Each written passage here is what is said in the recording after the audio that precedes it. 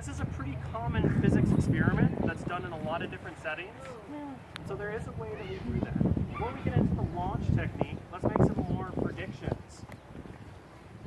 So we have a prediction that the small one could get stuck, and that the large one would roll further. Do we have any other predictions? Well, I do. Yeah.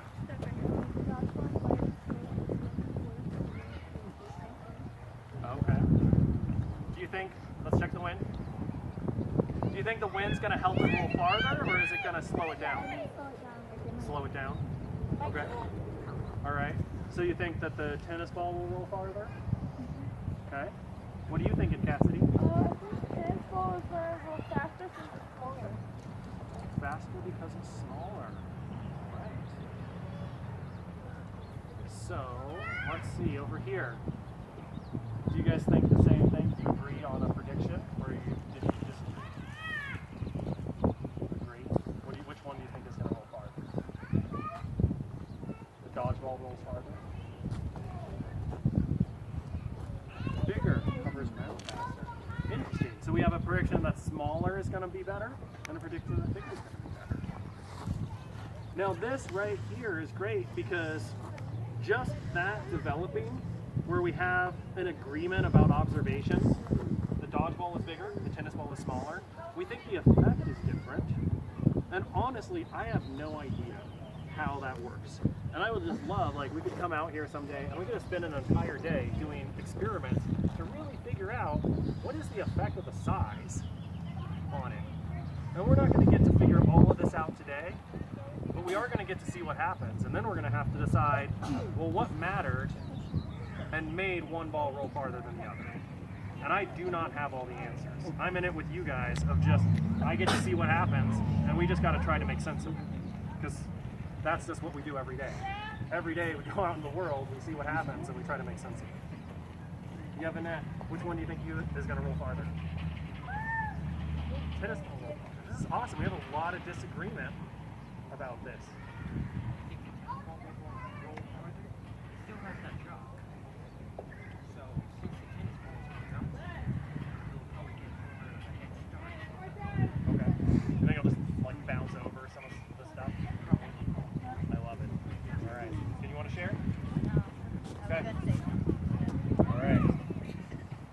Want to add to the conversation, or should we just test it and see what happens? What's that? You agree with Michael? That was a really good observation. All right, Michael, are you ready to? Okay, and guys, just be prepared that the balls are coming straight down. Okay, Yeah, so Jeffrey, I need to split up here.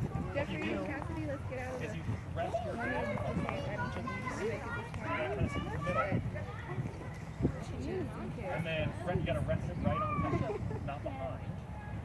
Rest this hand on top. Don't grip it. Just rest it. Okay. So we had a question earlier. I want you guys to see how we do this, because this is going to help us in some other physics experiments.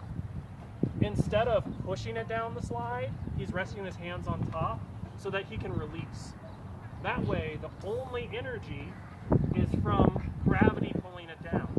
What do we call that? The energy that they have right now? Potential energy. And then when he releases it, it turns into what? Kinetic energy. Now it's real important that we don't push it at all, because then you're contaminating the results by putting your own energy into the system. We want this system to only contain the potential energy from how high up they are. And that's going to take care of this issue of which gets the most energy. I don't They know both have this. this.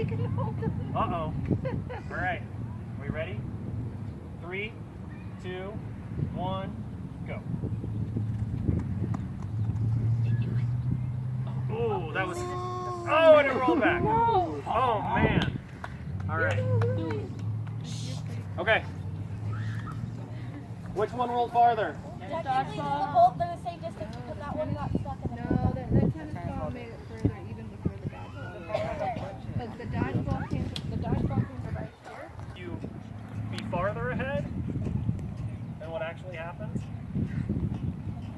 You guys notice how this one stuck where it was, this one rolled backwards because it didn't get stuck. Right. It won't always happen that way. But there, I was looking out for is one of them going to get stuck because that was one of the predictions. What about bounciness?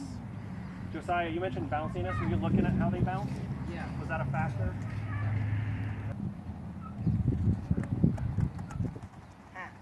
Oh. Oh.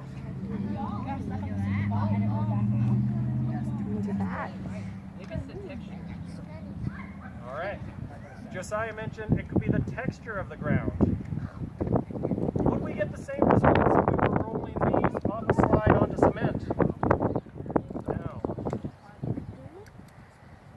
Speed is different. All right. Are we going to find any slides with cement at the bottom? No. No. Why not? Oh, okay. So, does that surface only matter for rolling balls, or is there a reason that they put sawdust down here for underneath the slide? I have splinters. This time we get 11.5. We're checking to see who's the winner for All right. your. This is 14 and a half. 2, 3. Wow. Whoa. All right. I'm feeling good about my prediction.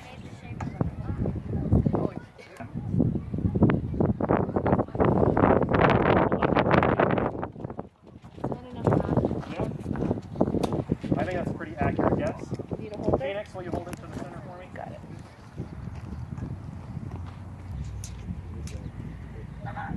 So, we got everywhere from about 9 feet to 14 feet. Those were some pretty good predictions. All right. And that whole range where you could have imagined tennis balls, you guys were really spot on. You took just a few observations and you wrapped that out to being able to, you can let go, to being able to make some very accurate predictions. What were our initial predictions when we first were saying, we were sitting over there and you were going to say how far the tennis ball was going to roll? What did you predict, Yavanet, for the very first prediction? 14? 14? Ooh. Nice. What about you, Aria? What was your very first prediction for a tennis ball?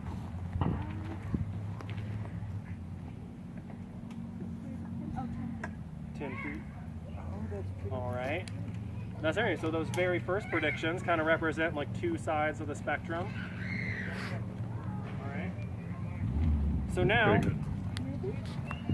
we're going to take a little bit more data here, and I want you to think about: are we going to get the same spread, the same range, the same results when we use the closed one? That big long one over there, not the enclosed one.